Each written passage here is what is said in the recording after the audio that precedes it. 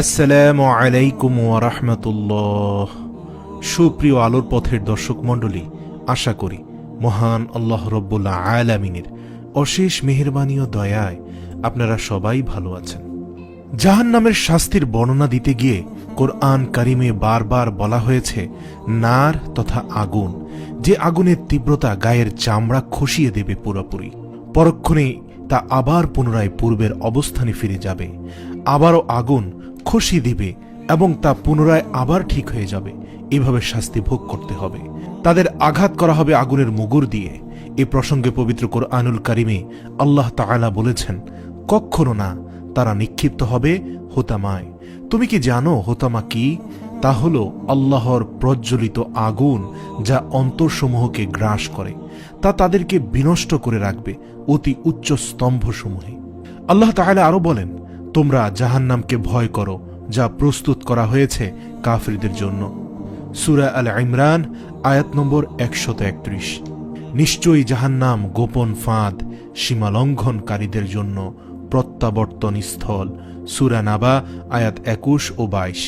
আল্লাহ তাআলা আরো বলেছেন, আর যারা আমার নিদর্শন প্রত্যাখ্যান করেছে তারাই হতভাগ্য, তারা পরিবেষ্টিত হবে অবরুদ্ধ অগ্নিতে। সূরা বালাদ আয়াত 19 থেকে 20। আল্লাহ যেন আমাদের জাহান্নামের আগুন থেকে রক্ষা করেন। তাই চলুন বন্ধুরা, আজকের ভিডিওতে আমরা আলোচনা করি এই জাহান্নামের আগুন থেকে কিভাবে মুক্তি পাব। পবিত্র মাহে রমজান যাচ্ছে। নিঃসন্দেহে এই রমজানে আল্লাহ বান্দার গুনাহগাতা ক্ষমা করে থাকেন। আর এই সুযোগে রব্বুল আলামিনের দরবার থেকে যে কোনো পাপের ক্ষমা করিয়ে নেওয়া সবচেয়ে সুবর্ণ সুযোগ। রাসূল সাল্লাল্লাহু আলাইহি ওয়াসাল্লাম আমাদেরকে শিখিয়ে দিয়ে গেছেন এই জাহান্নাম থেকে মুক্তি পাওয়ার দোয়া।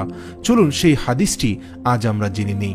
হযরত আনাস রাদিয়াল্লাহু তাআলা আনহু থেকে বর্ণিত, রাসূল সাল্লাল্লাহু আলাইহি ওয়াসাল্লাম বলেছেন, যে ব্যক্তি 3 বার আল্লাহর কাছে জান্নাত চায়, জান্নাত তখন বলে, হে আল্লাহ, ওই ব্যক্তিকে জান্নাতে প্রবেশ করাও।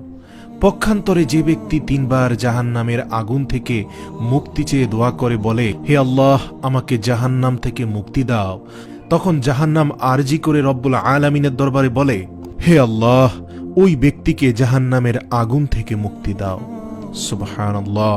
হাদিসটি রয়েছে সুনানে আত-তিরমিজিতে 2572 নম্বর হাদিসে।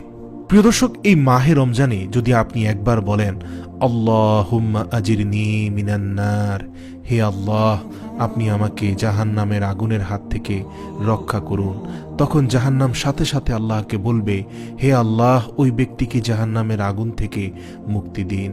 প্রিয় দর্শক, সবচেয়ে মজার ব্যাপার হচ্ছে মাহে রমজানে একবার বললে আপনি 70 বারের সওয়াব পাবেন, তথা 70 বার বলার মতো হবে। প্রিয় দর্শক, তাহলে কেন আমরা মাহে রমজানে এই দোয়াগুলো পড়ে জাহান্নামের আগুন থেকে স্থায়ী মুক্তি গ্রহণ করব না? তাহলে বন্ধুরা, আমরা হাদিসটি দ্বারা বুঝলাম, আপনি যদি 3 বার আল্লাহর কাছে জান্নাত চান, তখন জান্নাত বলে ওই ব্যক্তিকে জান্নাতে প্রবেশ করান। আর রমজান মাসে চাইলে 3 × 21 তথা 210 বার চাওয়া হয়ে যাবে। আর 3 বার যদি জাহান্নাম থেকে আপনি মুক্তি চান, তাহলে জাহান্নাম বলে, হে আল্লাহ, ওই ব্যক্তিকে জাহান্নামের আগুন থেকে মুক্তি দাও। তো চলুন বন্ধুরা, আমরা সেই দোয়াটি কি তা শিখে নিই। দোয়াটি হচ্ছে, আল্লাহুম্মা ইন্নী আসআলুকাল জান্নাতা ওয়া আউযু বিকা মিনান নার। অর্থ, হে আল্লাহ, আমি আপনার কাছে জান্নাত চাই এবং জাহান্নাম থেকে আপনার কাছে আশ্রয় চাই। সহিহুল জামি 6275। প্রিয় দর্শক, এই দোয়াটি যদি আপনি এখন এই রমজান মাসে একবার পড়েন, তবে 70 বার পড়ার সমান হবে।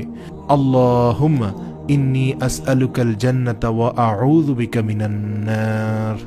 যে ব্যক্তি আল্লাহর কাছে 3 বার জান্নাত প্রার্থনা করে, জান্নাত আল্লাহর কাছে দোয়া করে বলে, হে আল্লাহ, তাকে জান্নাত দান করুন। যে ব্যক্তি আল্লাহর কাছে 3 বার জাহান্নাম থেকে আশ্রয় প্রার্থনা করে, জাহান্নাম আল্লাহর কাছে দোয়া করে, হে আল্লাহ, তাকে জাহান্নাম থেকে মুক্তি দাও। তাই বন্ধুরা, আমরা সকাল ও সন্ধ্যায় এই মাহে রমজানে এই দোয়াটি 3 বার করে পড়ব, আল্লাহর কাছে মোনাজাত করব, হে আল্লাহ, আমাদের জাহান্নামের আগুন থেকে বাঁচান। হে আল্লাহ, আমাদেরকে জান্নাত নসিব করুন। তাছাড়া বন্ধুরা, এই আল্লাহুম্মা ইন্নী আসআলুকাল জান্নাতা ওয়া আউযু বিকা মিনান নার এই দোয়াটি বেশি বেশি পড়ার চেষ্টা করবে ইনশাআল্লাহ। আল্লাহ তাআলা যেন আমাদের জাহান্নামের আগুন থেকে রক্ষা করেন, আমিন। প্রিয় দর্শক, ভিডিওটি শেয়ার করে আপনার বন্ধুদের জানার সুযোগ করে দিন এবং মাহে রমজানের দাওয়াতি কাজে অংশগ্রহণ করুন, আমিন।